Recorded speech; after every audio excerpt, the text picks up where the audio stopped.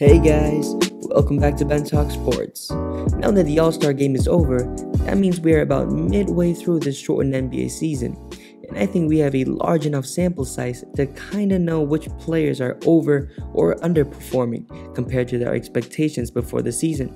So in this video, I'm going to be giving out my official 2021 NBA awards prediction.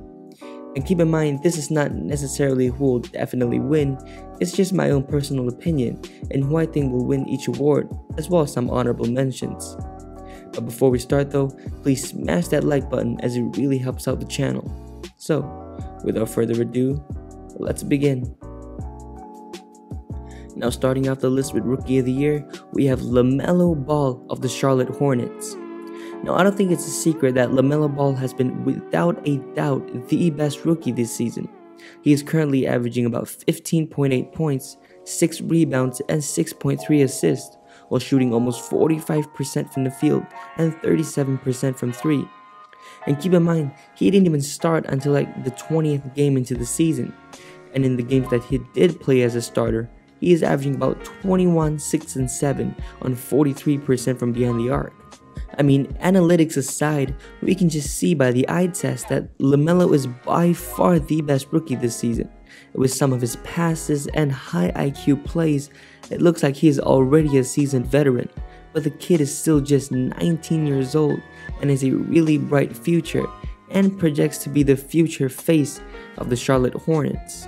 Now some runner-ups for this award will be Tyrese Halliburton and James Wiseman.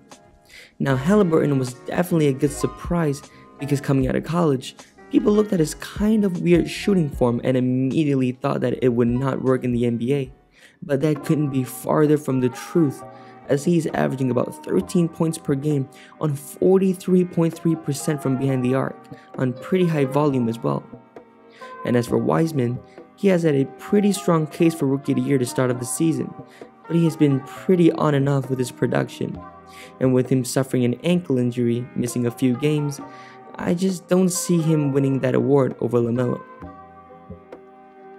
Moving on to the Most Improved Player award, we have Jeremy Grant of the Detroit Pistons. Now for the first few weeks of the season, I strongly thought that it was going to be an intense two-man race for the Most Improved Player award between Jeremy Grant and Christian Wood. But with Wood suffering an ankle injury that has kept him out a lot of games, and we don't even know when he's coming back, I do think that Jeremy Grant is currently the favorite to win this award. I mean, he's averaging his career high in points, rebounds, assists, steals, and free throw percentage. While Grant individually has been performing really well, putting up stats of about 23 points, 5 rebounds, and 3 assists, the Pistons have been just absolutely garbage this season, as they have the worst record in the entire Eastern Conference and don't even have double-digit wins yet. So Grant has been pretty much the only positive thing about this team. And I also want to mention Jaylen Brown as well, because he is having an amazing, phenomenal individual season and making his first All-Star team. Now moving on to the Sixth Man of the Year award, we have Jordan Clarkson of the Utah Jazz. Now going into the season, I actually predicted that Clarkson would have a pretty strong case of winning this award. And now that we are about halfway through the season, I think he is the consensus Sixth Man of the Year. He is the third best player on the Utah Jazz, which have the best record in the entire NBA. And a lot of that can be attributed to Clarkson's production off the bench, as he is averaging about 18 points per game, by far the most points by a bench player this season, and is leading the entire league in free throw percentage at about 97%. And if you guys want a more in-depth breakdown about Clarkson and the Utah Jazz, I will have a video that I made linked on your screen now. Now for the runner-ups for this award, I'm gonna have to go with Chris Boucher and Eric Gordon. Now Boucher is definitely emerging as one of the league's most versatile young big men, as he has great defensive instincts and can also knock down outside shots. And as for Gordon, his play can be definitely an X factor off the bench, but he is too injury prone, suffering multiple injuries this season. And with the Rockets currently on a 13-game losing streak, I don't think he's gonna win that award over Clarkson. Now moving on to the Defensive Player of the Year award, we have Rudy Gobert of the Utah Jazz.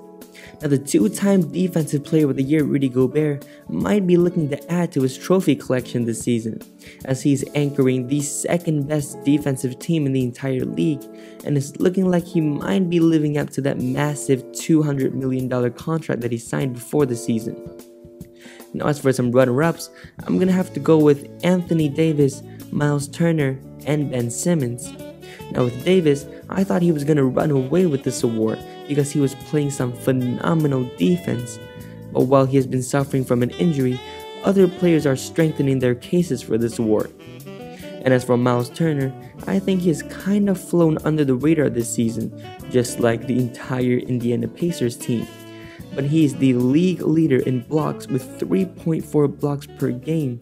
But overall defensively, I still think that Rudy Gobert is just on a tier above him.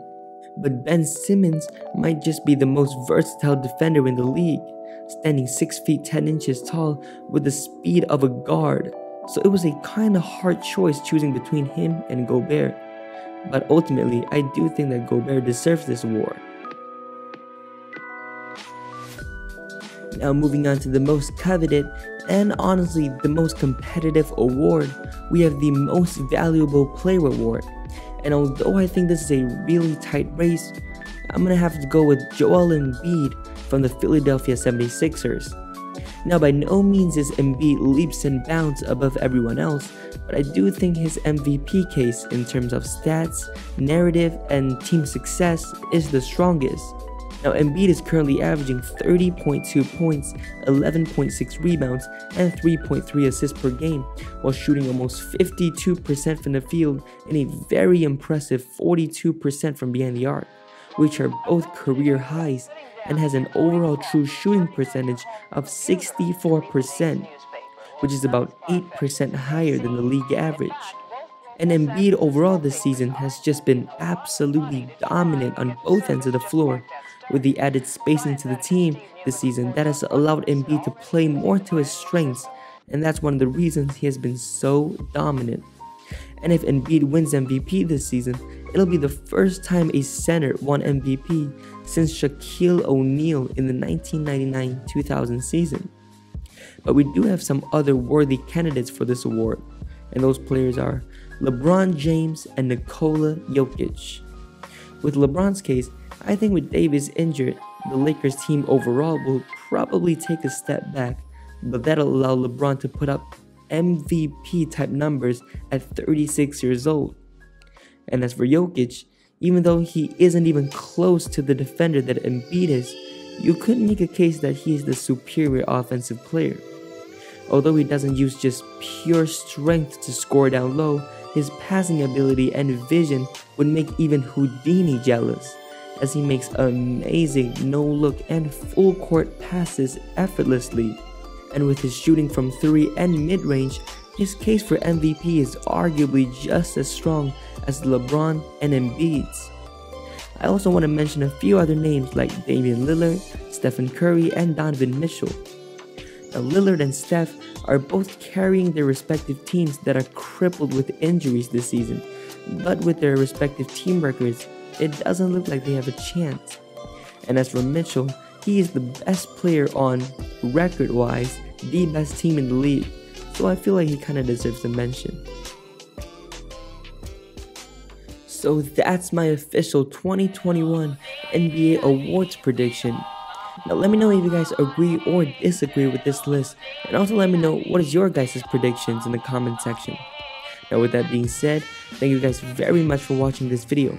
We are pushing for 1,000 subscribers in 2021, so if you guys liked it, smash that like button, subscribe to the channel, and turn on notifications as I upload new videos every single week. And thanks for watching.